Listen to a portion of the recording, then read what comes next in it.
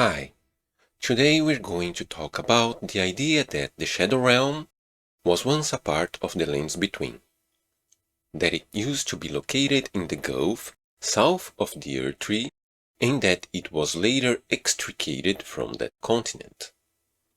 This is a concept that, apparently, has been accepted as canon by the community.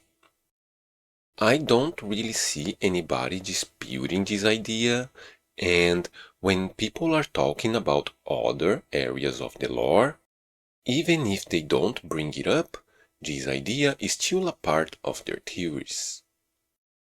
And people don't worry about explaining this notion because, well, it's canon, right? It's taken as a self-evident truth. Now, I'm going to dispute this concept, and I just wanna say beforehand, I understand that this has become foundational to how people interpret the lore, and that it can be very difficult to change our perspective about things on this level. So, I just wanna ask you to keep an open mind about it.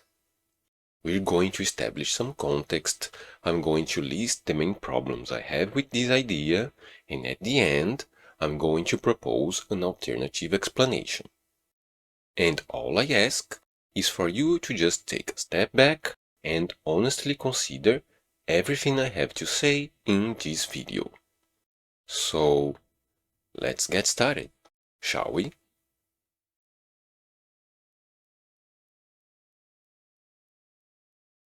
So, this concept traces back to before the release of the DLC, when people were already predicting that this conclusion would come to pass.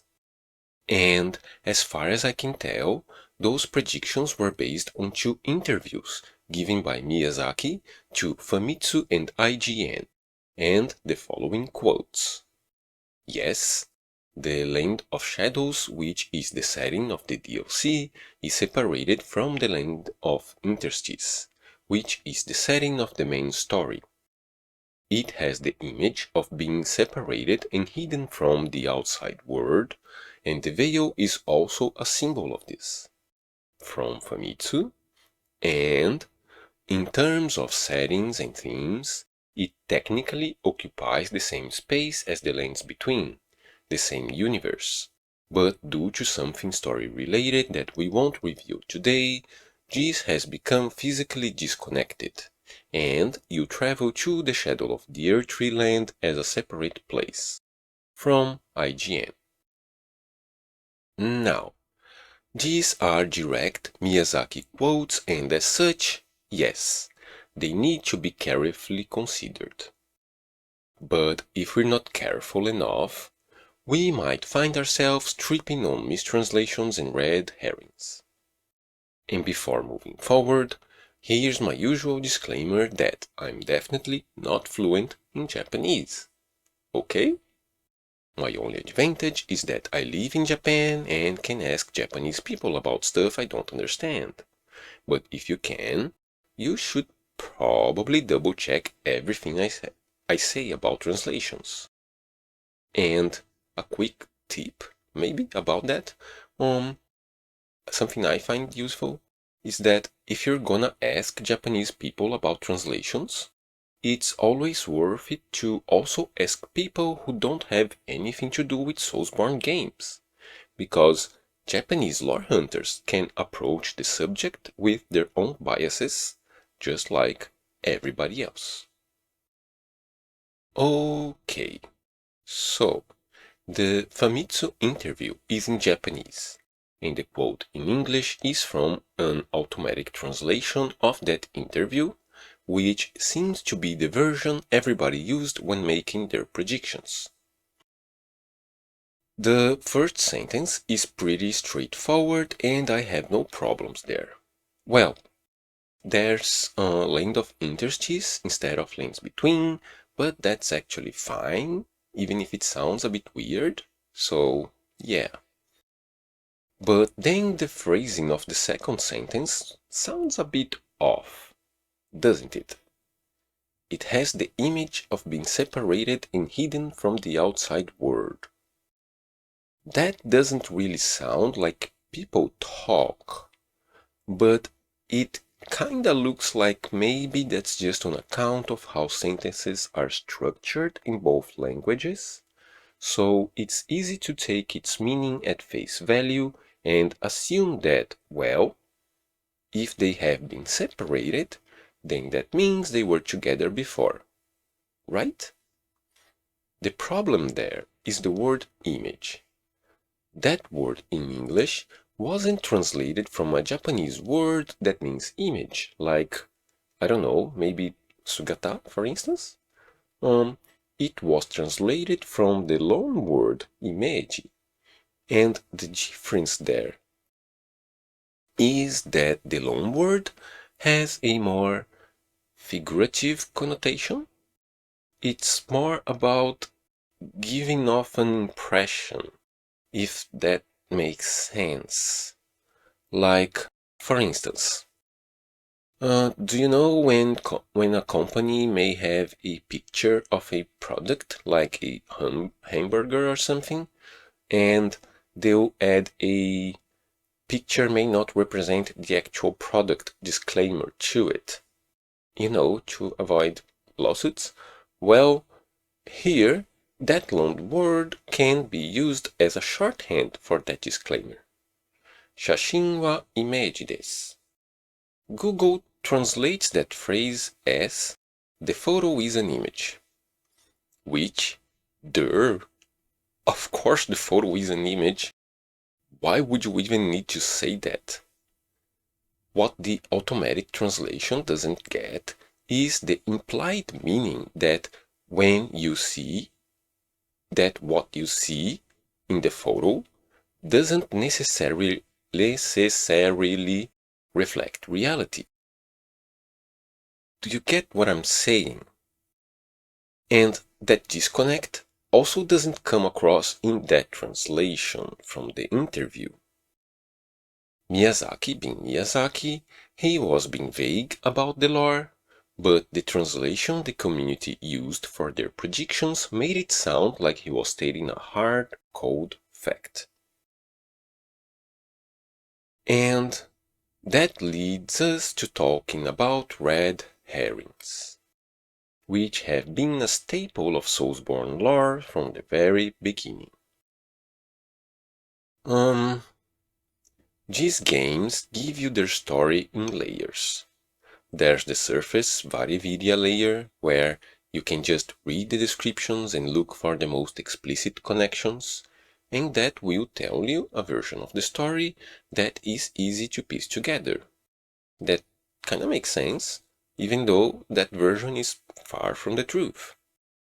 This layer is illustrative of the common perception the general population living in these stories have of their own world. This is history as it's taught by 50th grade history books reading 5 decades ago. Then you go a little deeper.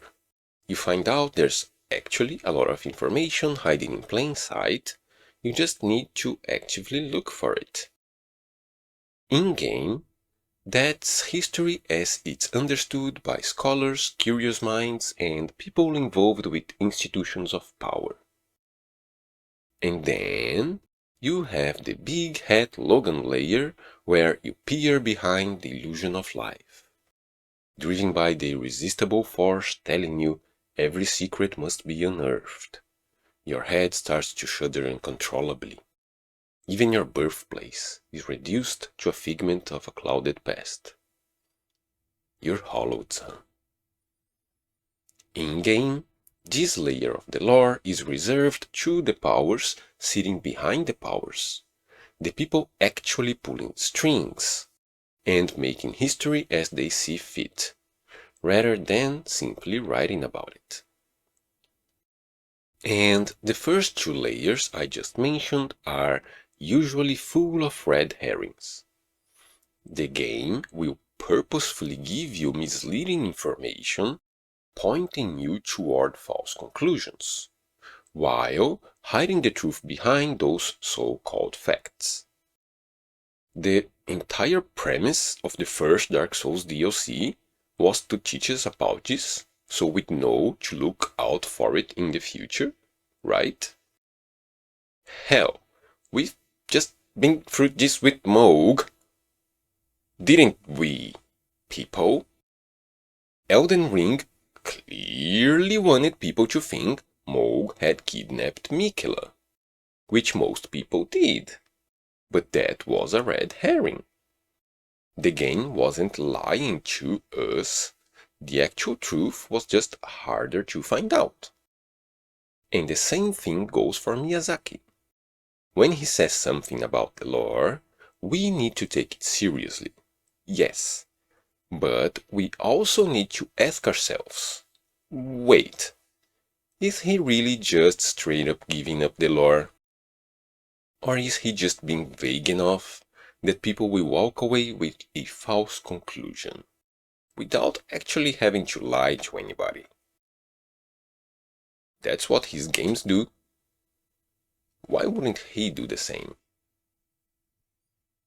So, now, about that IGN interview.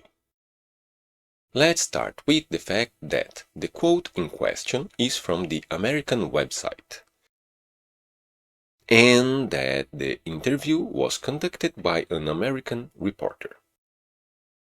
But as far as I can tell, Miyazaki never answers interviews in English. He always brings a human translator with him, so his answers were likely given in Japanese, which might be corroborated by the disclaimer, "This interview has been lightly edited for clarity." Lightly is a bit subjective, though, right? How does a light editing impact translations in this case? Well, we can turn to IGN Japan for a look at Miyazaki's answers, right? In the Japanese website, Miyazaki says that, as for the setting, it was once a part of the setting of the main story, which is the Lands Between, but for some reason it was physically separated from there. And what you may have noticed there is that the translation is actually adding stuff to it.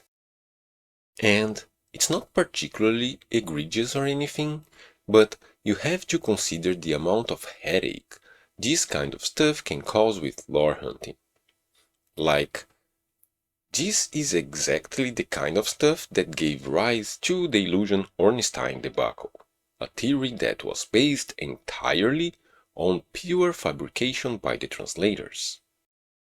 They added this tiny bit of information to Ornstein's soul, something that simply didn't exist in the original description, and it spawned this whole thing that plagues the Dark Souls community to this day. But I digress. So, back to the quote. Something else you may have noticed about it is that in the first half, he isn't really saying that the Shadow Realm itself was a part of the Lands Between itself. Like, in terms of physical lands, he's talking about the settings of the stories, which is the meaning of Butai.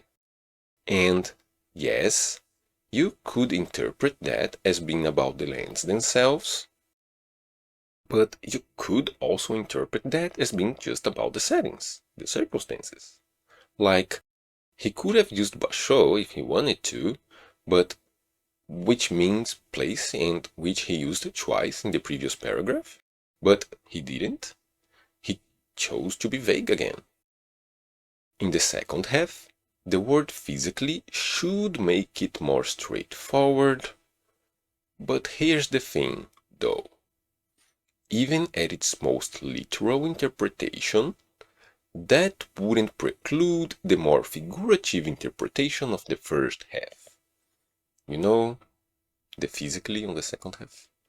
Like, for example, if there are two islands that engage in commerce, immigration, and cultural exchange, their settings are part of each other, right?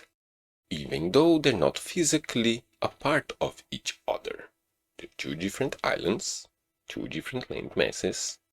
Then, if one island builds a wall around itself and never engages with the other one again, they have now been physically separated. Likewise, even if the Shadow Realm was never physically a part of the same landmass as the lands between, if they had a shared history in the past, if they intersected somehow, their settings were a part of each other. But then, if you take, like, physical, direct action to impede movement between the two, just like the wall around the island, they have now been separated. They have now been physically separated. You can't physically move between the two anymore. This exact scenario can even be found among examples given by Japanese dictionaries in association to the word separated in the quote, such as with Hokyusen Motatsu, which means to cut off the supply route. So, yeah. Before the DLC came out, I think these predictions were a valid exercise in speculation. But hopefully, I managed to communicate that these interviews, these quotes, they're not manuals with precise instructions. We shouldn't dismiss them, of course, but we should also be very careful not to just take them at face value and accept them as fact.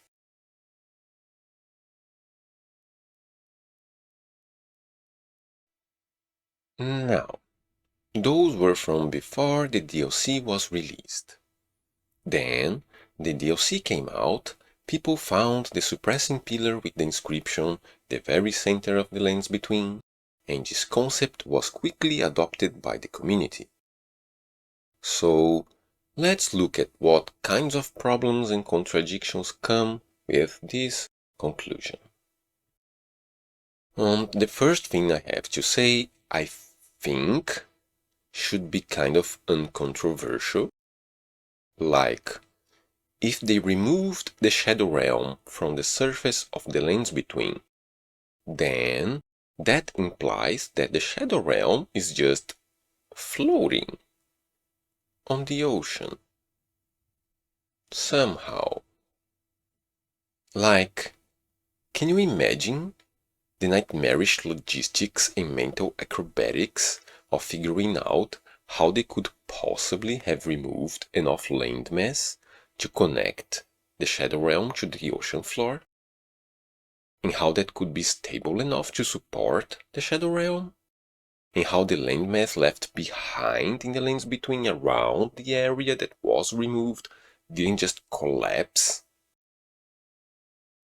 And there's also the waterfall at the mouth of the gulf to the east, which indicates the gulf's floor is actually above sea level, meaning if the Shadow Realm had been scooped from that gulf, it would probably have been a rather thin slice of land, right? Not to mention there's a whole underground world in the lands between to be considered. Here. This is the surface of the lands between, and whatever land connecting to the ocean floor the Shadow Realm could have taken away would have to come from the Gulf, right? Now, this is the underground, and from what we can see in the map, these red areas of the Gulf weren't removed. So, now there's less Gulf to go around, right?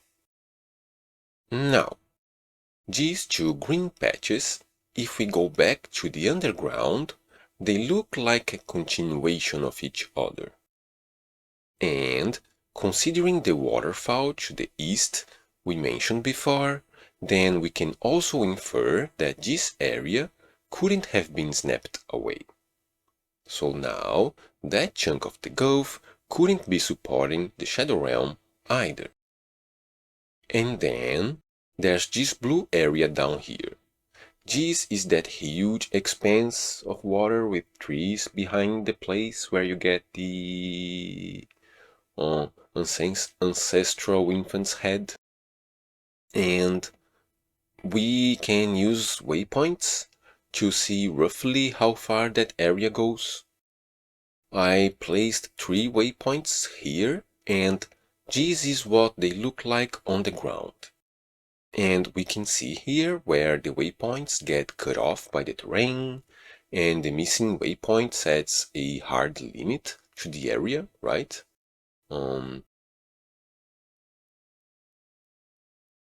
And so now all of this, and I think, and I think that makes sense, right? And I think this is a reasonable estimation of the edges of that area, right?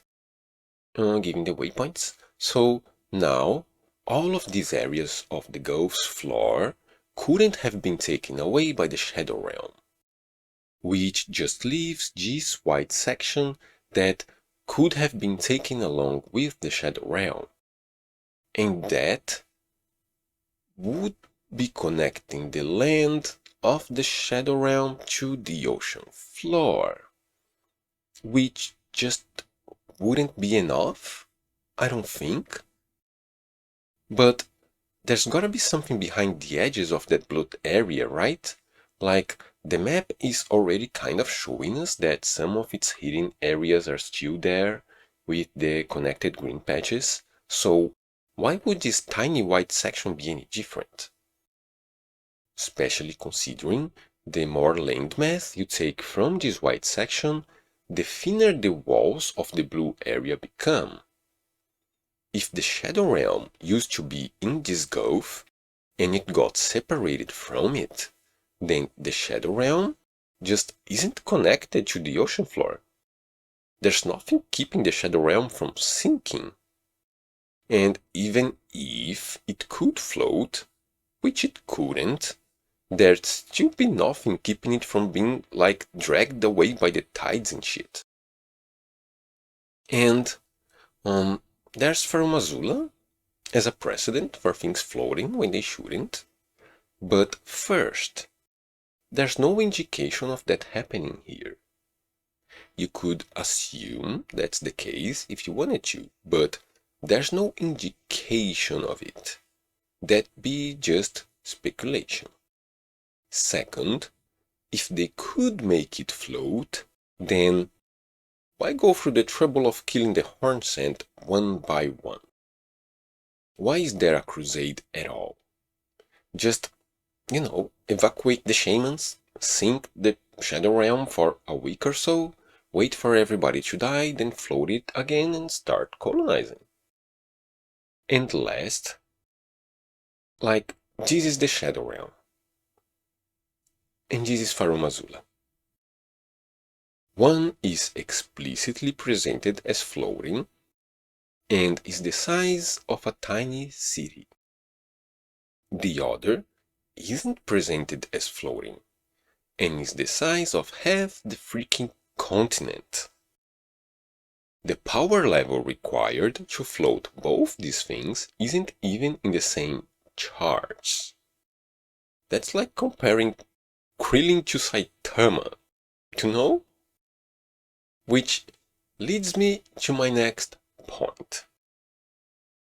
If the Shadow Realm was physically plucked by Marika and Grace from the surface of the lands between, how did they do that? Just how? How did they do that?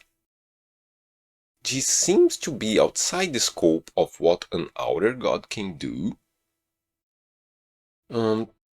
Just like with the Hornsent I just mentioned, if they could do something like that, why go through the trouble of punching fire giants and ancient dragons in the face? Why not just snap them out of existence? It's because they can't. Something like what's required from the subject at hand is the realm of creationist gods. You know, like old school actual gods. Entities that can shape reality as they see fit, with powers unbound by any kind of limitations we can even conceive. Outer gods, they need to claw their way into dominance, moving armies around, contending with the will of less powerful creatures.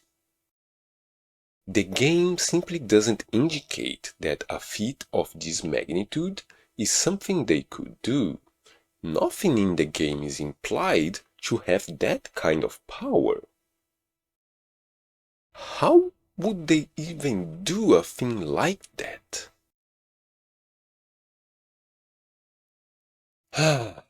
Okay, so now let's try to bash the two maps together and see how they fit.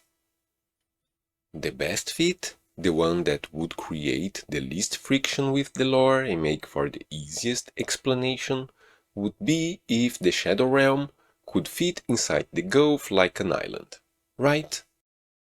It doesn't necessarily have to, but it would make everything a whole lot easier. Well, this is the Lands Between, and this is the Shadow Realm.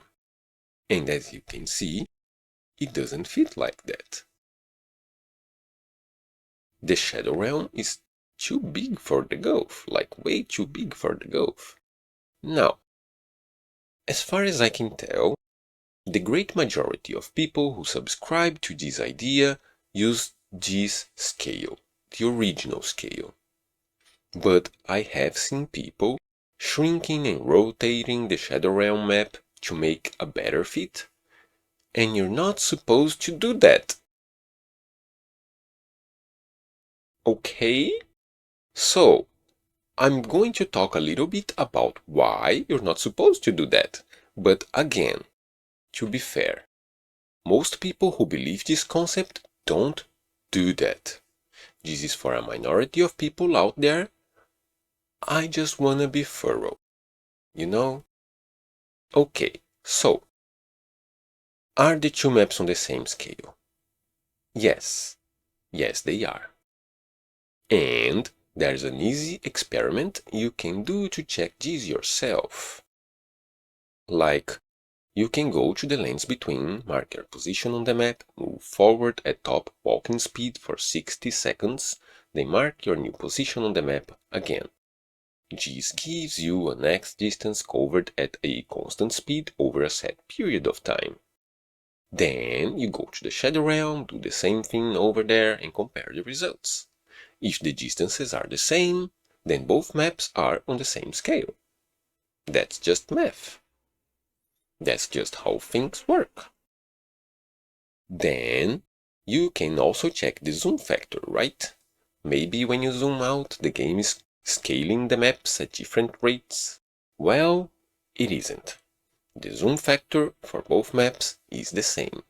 To check this, you can scale down the zoom in screenshots to fit the zoom out screenshots on both maps. And if the dimensions of both scale down zoom in screenshots is the same, then the zoom factor for both maps is also the same. Both maps are on the same scale. You're not supposed to shrink one to fit the other. Okay, what about rotation? Well, both maps have compass roses. That makes it so much easier for me. The cardinal directions are the same on both maps. East is east, west is west, and you're not supposed to rotate them. If you want, you can even compare the directions the sun rises and sets on both lands relative to their maps. The result is the same. You're not supposed to rotate them. Okay, alright. Now, with that out of the way, This is the earliest configuration I could find being used online, and like I said, it seems to be the one most people in the community subscribe to. This is the best fit you can get between the two maps, and at a glance, it honestly looks pretty good. It really does kinda look like they fit each other, right? Especially here in the north. The shape fits really well with the cliff sides and it creates this effect. It gives the impression a piece of land was scooped out from that spot.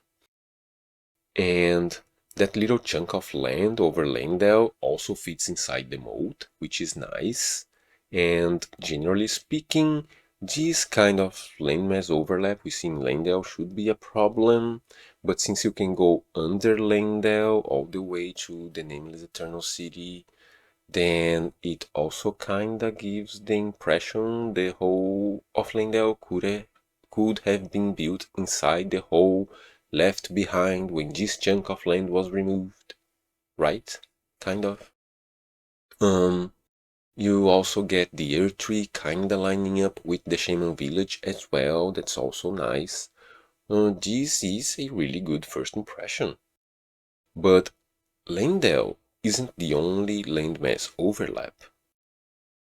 When you go south, there are huge overlaps with both Caelid and Lingrave, and that's kind of a problem. If you were to remove such huge swaths of land from the surface there would be some very obvious signs left behind. Very obvious signs. Not to mention all the structures you can find in those places now, like Langdale kinda makes sense. Okay, but what about the Colosseums? What about Celia in random catacombs and the Erdtree itself and the Divine Towers? Like, the Divine Towers, for instance, are on little islands that should be holes in the Shadow Realm, but they aren't, and they would have to have been built after the snap. But if that's the case, then why aren't there any references to the Golden Order in those towers? The Cerulean coast over Lingrave doesn't really make sense either, does it? How would the ships/coffins with dead giants wash up there before the separation if the coast was overland? And why would it even be a beach? And okay, but maybe they washed up there after the separation. Well, all manners of death wash up here is supposed to be a reference to those coffins.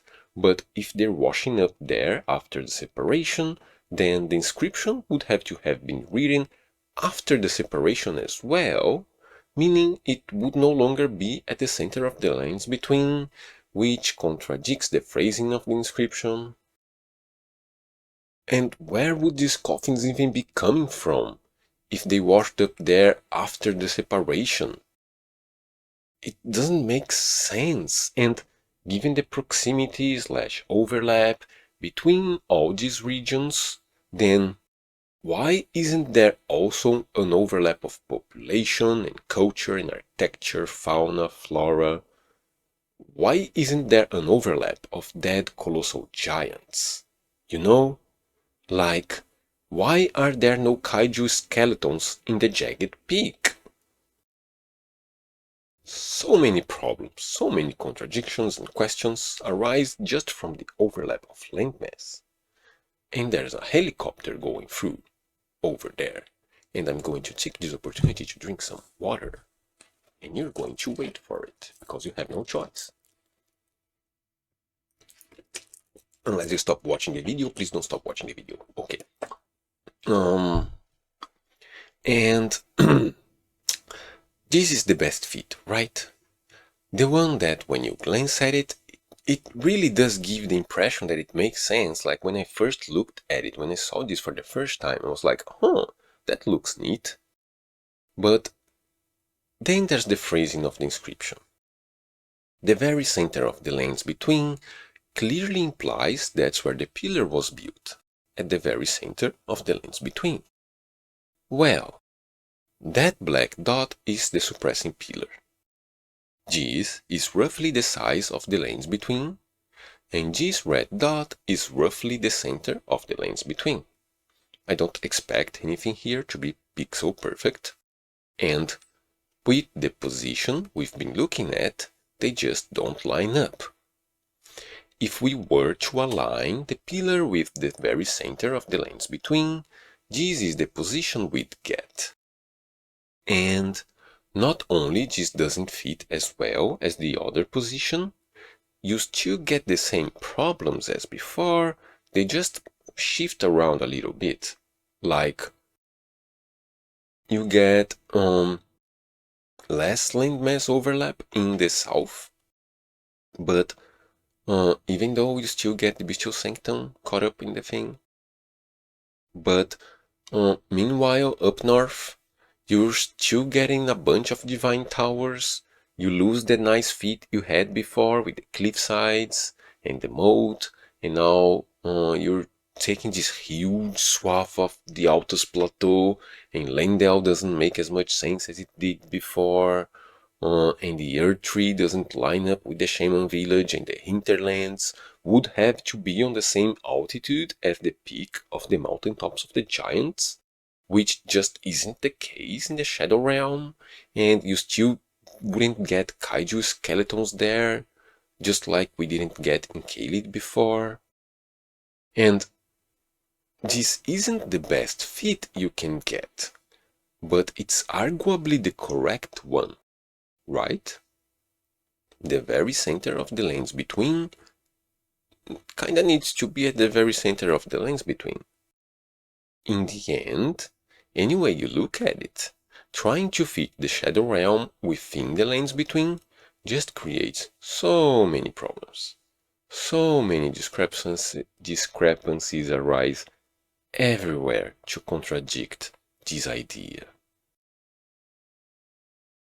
And let's put aside this question of literally trying to fit the two maps inside each other for a minute. These problems do need to be addressed. Yes, like if you subscribe to that idea, to that concept, that they used to be together and were separated, these are problems you have to contend with. But I think the more general disconnect between these two lanes is more foundational to this discussion. Like, there are two entirely divergent histories and even evolutionary paths that have taken place here.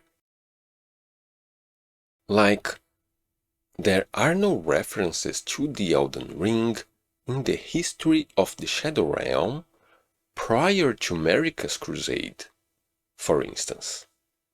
Like, regardless of whether the Shadow Realm was ever a part of the Lands Between or not, the Crusaders are a distinct group, and there are items that are only associated with this particular group. Wrath from Afar, for example, is a spell explicitly associated with the Crusaders, and it does reference the Elden Ring by name. But there are no references indicating the Elden Ring was ever a part of the history of this land. The Crusaders brought that reference with them. And it's not just the Elden Ring. The Shadow Realm has no references indicating the Erdtree was ever physically located there either.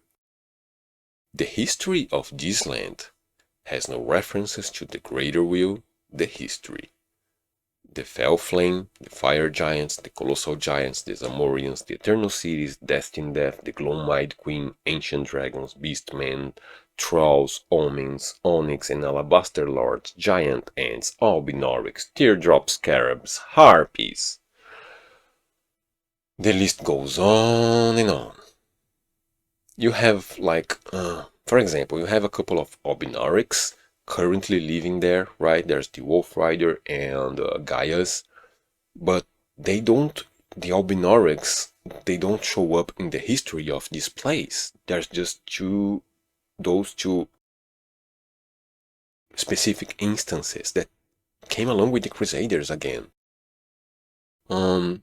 You have a couple of ancient dragons around, but not in the history of the land. There are no records of dragons ruling the world. Even the Drake Talisman upgrades are all found in Crusader locations. There are skeleton beastmen who came chasing after Bale, but that's it. You know, like the beast variation of those who live in death. How come there are no living beastmen anywhere? Or bestial incantations? Or references to Farum Azula? Like Farum Azula? Hell, the Lands Between is littered with ruins falling from the sky, but there's not a single one here? How? And it's the same thing when you look at it from the other side. There are no references in the history of the Lands Between to the Skadu Tree, the Tower of Belurat, the Gravebirds, the Hornsent, Spirit Graves, Frozen Jails. They both had like crucibles, but their crucibles were different. The Shadow Realm had a golden crucible, and the Lands Between had a crucible associated with red gold. The fauna and flora of both places evolved differently. The larval tears are different, the berries are different, the blood flowers are different. And like, even when history forgets, you're talking about history, even when history forgets, the world remembers. You know, there are always references to the things that have been forgotten. If there weren't, we wouldn't even know they had been supposedly forgotten in the first place. Right? Like, people may not talk about Blood's involvement in the war against the fire giants. History has forgotten about that. But the world remembers. We can still find references to it and piece together the forgotten lore. You know, you go to the mountaintops, you look at the bodies of the giants, and go, I think Blood was involved with this mess. Not to mention that, within the context of the concept we're discussing, the snap itself, extracting the Shadow Realm from the Lands Between, that would have happened relatively recently, right? How could they possibly scrub all references to half the continent just vanishing overnight? How could they erase something like that from the memory in written records of all the individuals and races and cultures? How does that work? From their history to geography to the fact the Shadow Realm would have to be floating in the middle of the ocean, there is just so much going against this concept. There are just so many reasons to doubt the Shadow Realm was ever a part of the Lands Between. And before we move forward, there is something important I want you to keep in mind. Like, those two interviews, which I think were more vague than what the community took them for, they meant that people who knew about them came into the DLC with certain expectations,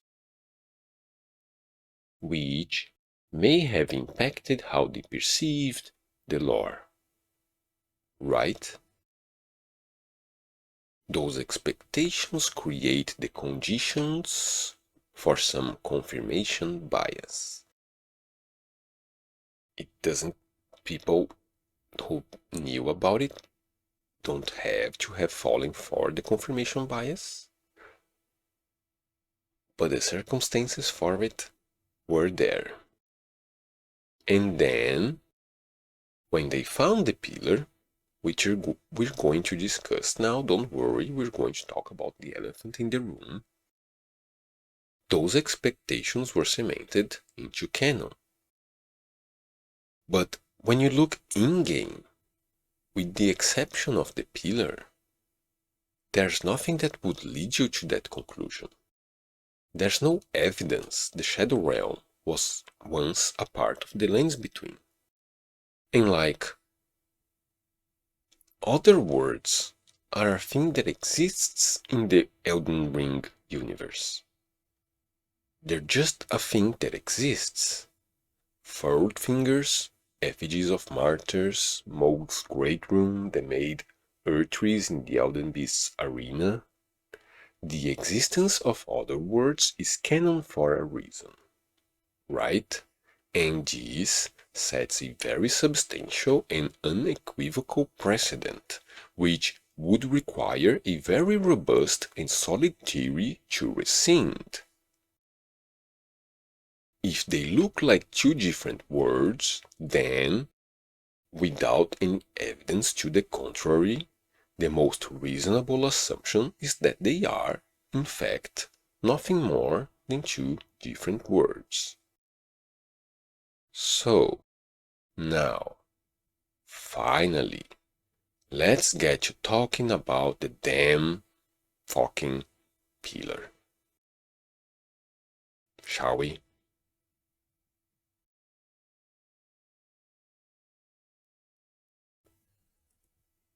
So, when I started playing the DLC, I didn't know about those interviews and predictions. I hadn't even watched the trailers yet. The only things I had seen were the illustrations of what looked like Miquella riding a steed and a snake guy sitting on a throne. Which is to say, I had no expectations going in. And as I played through the DLC with that blank slate mindset, the distinct impression I got was that the Shadow Realm was just another place, just another world. If, like me, you also didn't know about those interviews beforehand, chances are you got the same impression as well.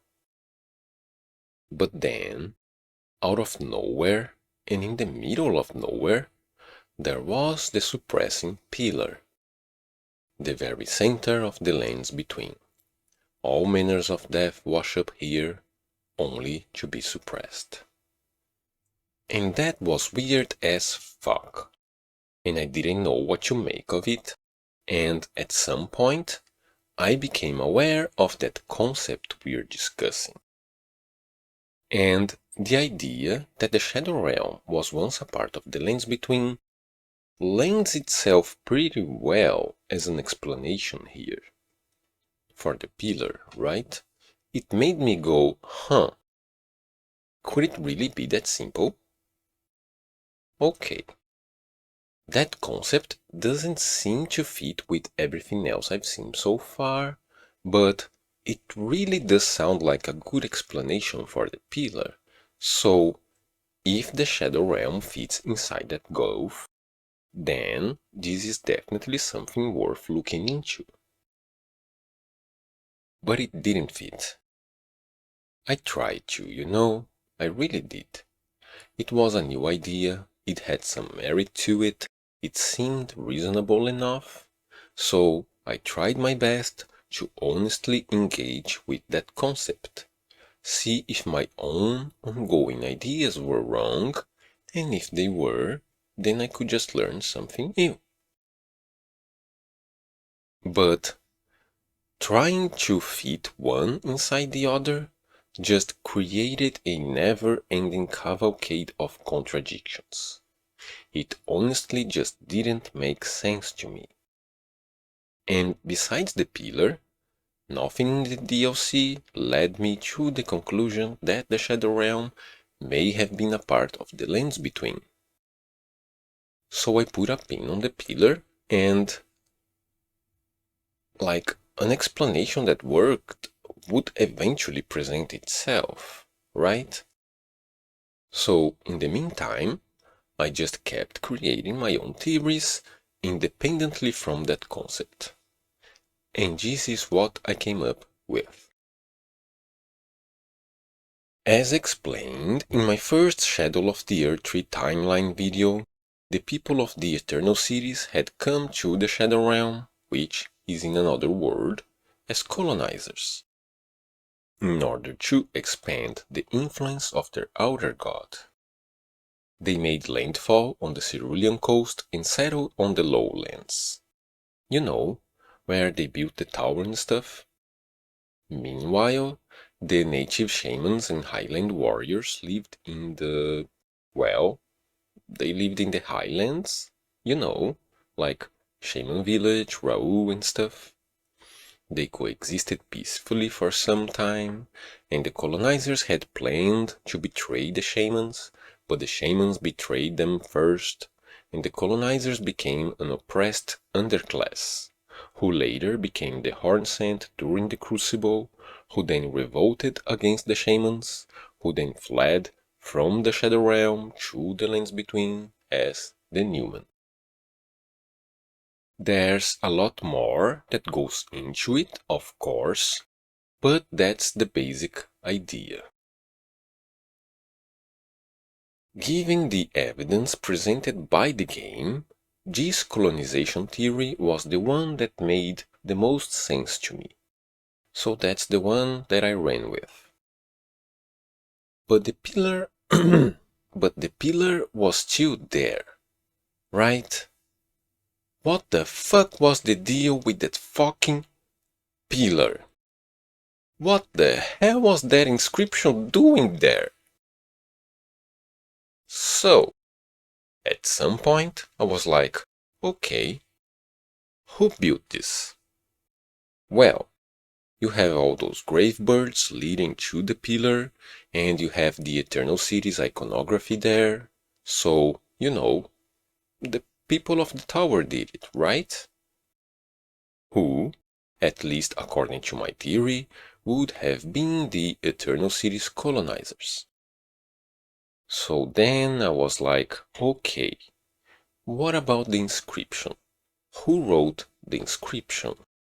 Well, the colonizers had come from the Lands Between, and they had a clear association with death, giving all the dead giants and gloveworts and shit, meaning they had figuratively washed up on the Cerulean coast.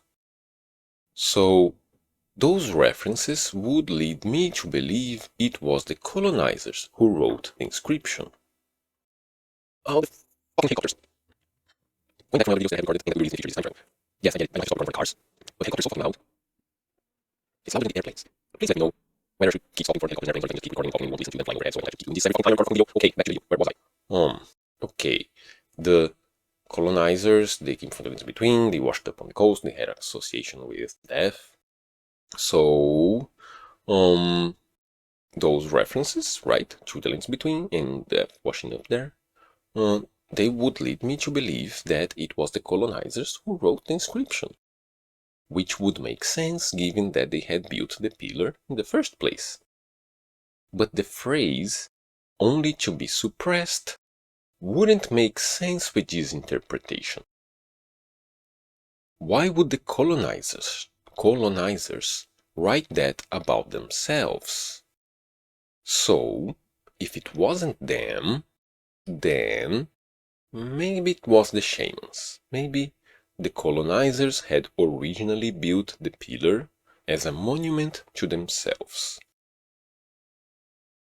Maybe to mark the completion of the Belra Tower or in preparation for it. But then later, the shaman's inscription turned it into a monument to the colonizers' defeat instead. You know, colonizers built the pillar, the shamans defeated the colonizers and vandalized their cultural artifact. In that case, when they mention the Lands Between in the inscription, they are referencing the colonizers who were suppressed there. That kind of made sense, but the phrasing was still a bit off. If the lines between of that inscription were a reference to the colonizers, the shamans wouldn't have phrased it like that. The very center of the lines between. Right? That doesn't sound like a reference to the colonizers, but then it hit me. That phrasing is hinting at a geographic location. So, it wouldn't have been a reference to the lands between colonizers. It would have been a reference to the lands between colony. The colony itself, like when the British Empire colonized a piece of land somewhere, that piece of land became an extension of the British Empire, right? It became British territory. So the lands between colony was the portion of the Shadow Realm that was considered to be a part of the lands between. It was effectively the lands between as it existed in this place. So, I did for the Shadow Realm the same thing I had done for the lands between when figuring out where to place the suppressing pillar there. I drew a box roughly around the territory I had theorized the colonizers had occupied. That gave me the center of the lands between colony. And the center of the lands between colony is on top of the suppressing fucking pillar. The very center of the lands between. It's right fucking there.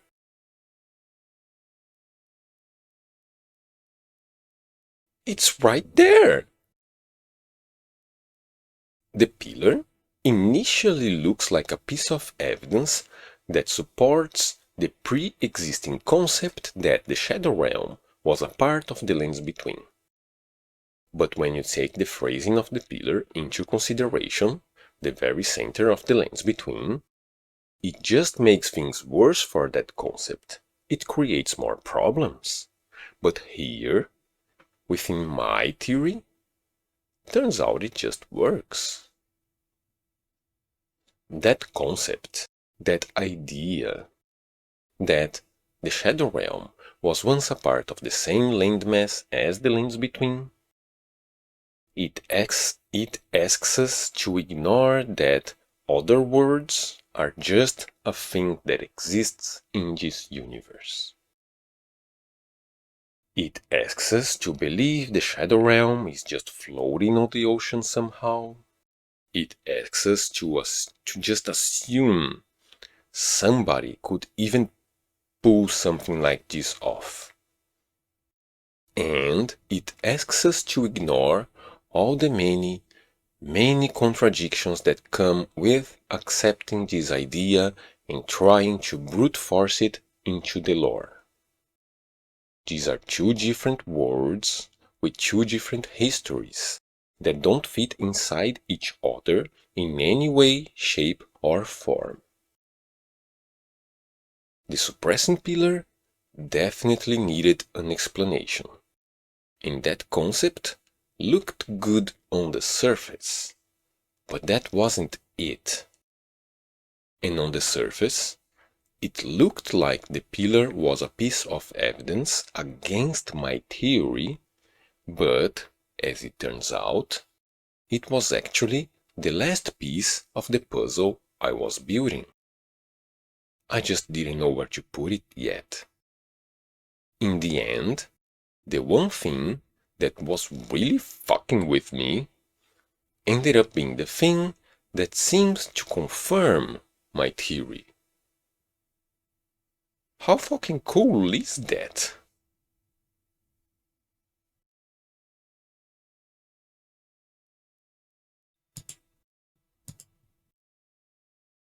Rise if you would. Hi, hello. So that's the end of the video, the first episode of the Debate Parlor series. And what is this video? Why did I make it? What is the Debate Parlor series? And why is this episode 0 instead of 1? Well, the Debate Parlor series is going to be a series where I talk about other people's theories. I had done something like this for Dark Souls. It was called the Marketplace of Theories back then, and it's going to be called Debate Parlor now. And this first episode, I'm releasing it now before I start releasing my next theories, because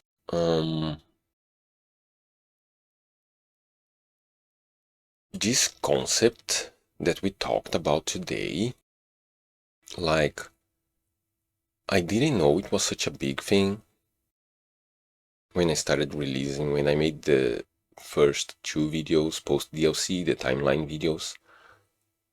Like, by the time I released those videos, I was aware this existed. I just didn't know it was like a thing.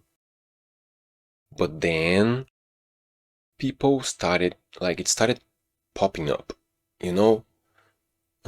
It showed up in my comments. People started mentioning this in conversations with me. I started getting questions about it. So I looked into it and I realized, oh, that's a problem. That's actually a problem. That's a thing, that's a whole thing, and I need to talk about it. Like, it's not a theory per se that I can make a video like with counter arguments. Like, I can't deconstruct the theory like I usually do. It's just a concept. So that's why it's episode 0, not 1. And I'm releasing it now because, like, this is crucial. This is very important to how people engage with my theories post DLC, right?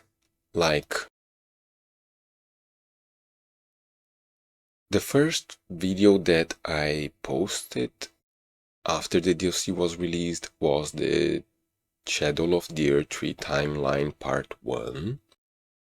And for people coming into it, if they were aware of this idea, and if they believed it, and if they took it as canon, like something that was just canon, once they started hearing my explanation, my theory just wouldn't make sense for them, right? My theory would sound like nonsense. Like, for them, they would be thinking like, why are they talking about it like that? You know? Why are they talking about the Shadow Realm and the lands between as if they had always been separated?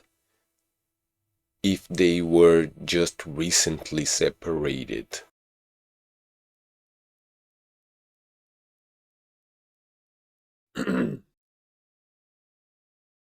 So, yeah, I really needed to address this now because it completely changes how people engage with my theories, how people perceive my ideas. Not just for those 2 first videos, but going forward as well for all my new theories. And honestly, like, my theories are their own thing. They are my conclusions, I present them, I present all the evidence that I have, and I hope people can resonate with them. I hope it makes sense for them. The debate parlor series isn't about that. It isn't about convincing people of my theories, of my explanations. So this one is no exception. You don't have to agree with me. You don't have to agree with my alternative explanation that I presented there at the end, that I had presented before in the timeline videos. But what I hope I can manage everyone to do, everyone who believed in this to do, is to question themselves, question the concept. Like, why do you believe in it? Is there actually any kind of evidence for it? Or were you influenced by that notion, that pre-existing notion that was created from those interviews? You know, confirmation bias isn't anything to be ashamed of. It's not everybody does it. I do it. Everybody does it. You know, it's very easy to fall into. Very, very easy. And so, for people who went into it with those predictions in mind, and they find the pillar, yeah, I can see how they would take that as a sign that the predictions were correct and this is just canon now. But it shouldn't. Like, there just isn't evidence for it. It just, in my opinion, it just doesn't work. It just doesn't work. And you don't, like I said, you don't have to take my explanation. You don't have to believe what I said at the end there, my colonization theory. But I think it would be good for the community in general if they could let go of this misconception, of this pre-existing notion that I see as a misconception, and start looking for a better answer. It's okay when we don't know something right now. It's okay to not know the answer right now. If the answers that we have right now don't work, we keep looking for a better one, right? And yeah, I think that's that. And I hope I wasn't overbearing or condescending. Like, this kind of video, when I talk about what other people believe in, it's always difficult. It's always a difficult line to tread because you don't want to be disrespectful to anybody, right? And you want to be fair and thorough, and you just want to engage honestly with what they believe, right? I think that's the only way to actually, for us to actually understand each other. I hope I managed to do that reasonably well enough, hopefully. Okay. So, to everybody who watched to the end, thank you very much for watching this video. Thank you, as always, to all of my patrons: Sinclair Lore, Balan, Liu Vampire, Sandy, Hubal, Taylor Reed, Medium Hat Logan, Derp, Devo, Brain Douche, Mr. Pudding, Kyle Van Reaper, and Tom Sparks. You're all great. Thank you very much for your support. Thank you very much for your patience. There will be proper theories coming out soon. Yeah, I have a bunch of them, 5 videos ready on Patreon, and there are a few debate parlor episodes planned, not recorded yet, but planned, that I will be releasing as they get done. Okay, so yeah, everybody, please do stay safe, as always, and I'll see you around. Bye bye.